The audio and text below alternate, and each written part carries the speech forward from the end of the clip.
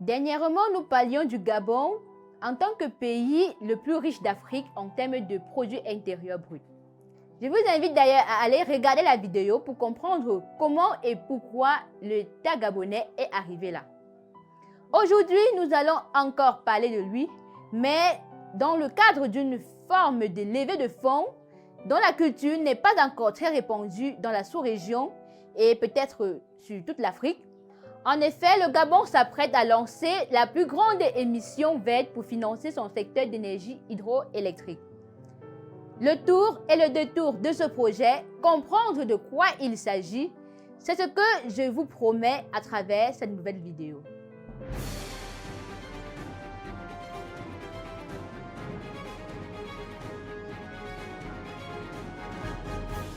Une fois de plus, bienvenue sur Investir, Innover en Afrique TV. Si vous êtes nouveau sur la chaîne, alors je vous souhaite doublement la bienvenue. Installez-vous déjà en cliquant sur le bouton d'abonnement. Je m'appelle Montessori Boni et je suis journaliste. Ici, c'est la chaîne de sœurs qui rêvent grand pour l'Afrique. Et dans cette optique, je partage au quotidien tout ce que vous méritez de savoir sur tous les projets d'investissement en cours ou prévus en Afrique. Ceci afin que vous ayez les meilleures informations possibles pour préparer vos investissements sur le continent. Toujours dans la même lancée, Investir Innover en Afrique TV vous propose un service plus raffiné à travers un espace créé spécifiquement pour vous divulguer cette information-là. Pourquoi? Parce que ici sur la chaîne, l'information est générale, donc je parle un peu de tout. Pourtant, en adhérant à cette communauté premium, la différence est que vous pouvez obtenir l'information que vous recherchez nettement en rapport avec votre domaine d'activité. Donc là-bas, c'est vraiment plus cool parce que vous avez exactement ce que vous recherchez comme information qui par la suite va vous orienter dans vos activités économiques. Et donc, comment nous garantissons cela?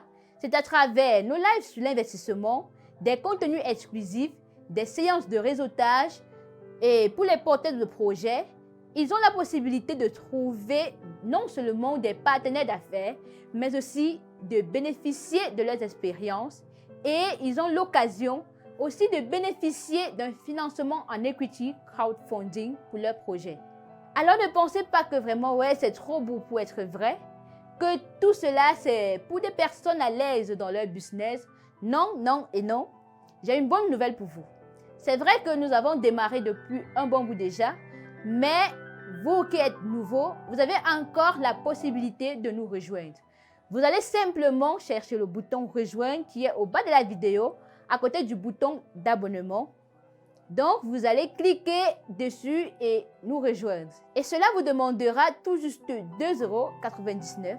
Nous voulons juste vous aider. Maintenant, si vous êtes intéressé, la balle est dans votre camp.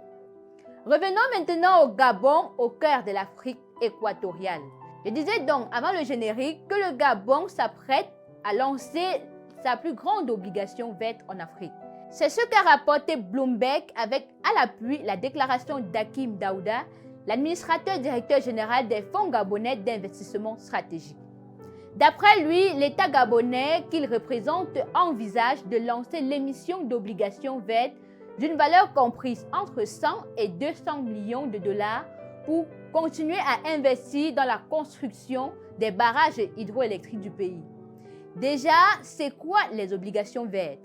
Eh bien, les obligations vertes sont comme des obligations classiques, à la différence que cette fois, ce sont des obligations émises seulement pour financer les projets dédiés à la transition énergétique ou écologique, c'est-à-dire les projets destinés à la construction des infrastructures nécessaires pour les énergies renouvelables, l'efficacité énergétique, la gestion durable des déchets et de l'eau, l'exploitation durable des terres, le transport propre et l'adaptation au changement climatique, etc.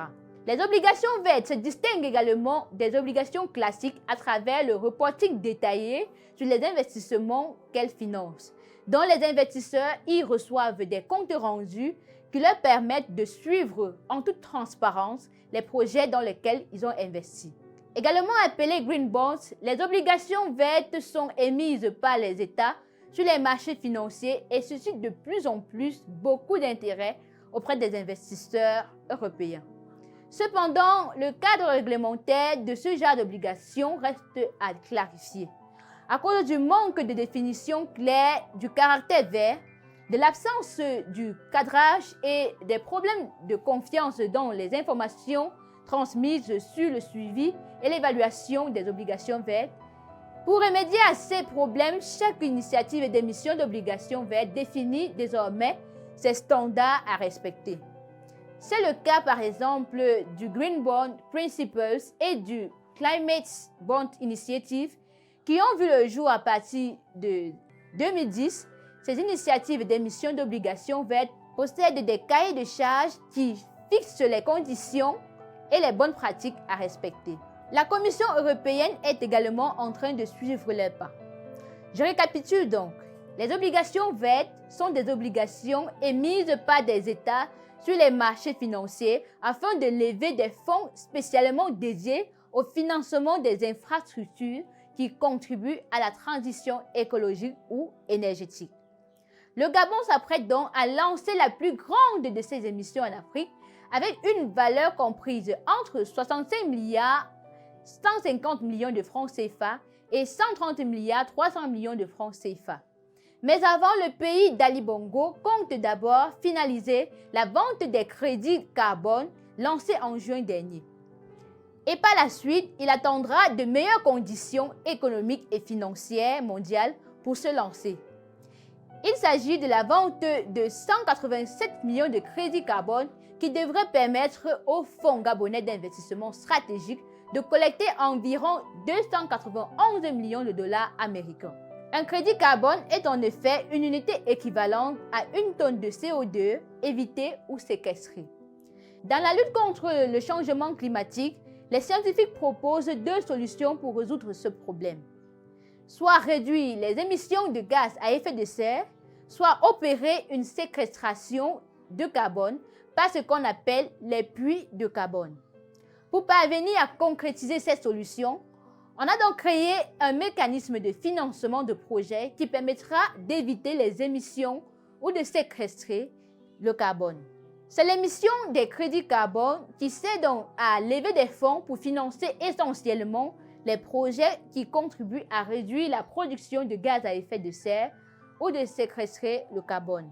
La vente de crédits carbone lancée par le Gabon en juin 2022 est actuellement la plus élevée au monde.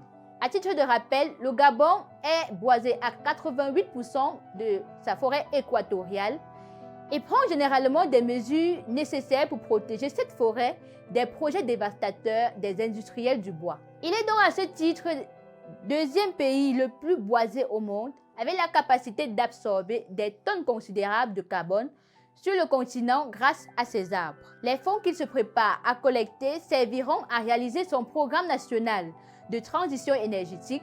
Il se décline en 5 programmes phares, à savoir la transition vers l'énergie hydroélectrique, l'extension des centrales de type thermique à l'instar de celle d'Alenakiri ou des centrales électriques à gaz comme celle du Cap Lopez, le déploiement des panneaux solaires, le lancement d'un programme intégré d'alimentation en eau potable et d'assainissement, la mise en service des châteaux d'eau et des stations de traitement. Voilà donc ce que le gouvernement gabonais compte réaliser dans les 10 prochaines années. J'espère que vous avez aimé, alors mettez-moi un pouce. Je serai heureuse de lire vos remarques en commentaire.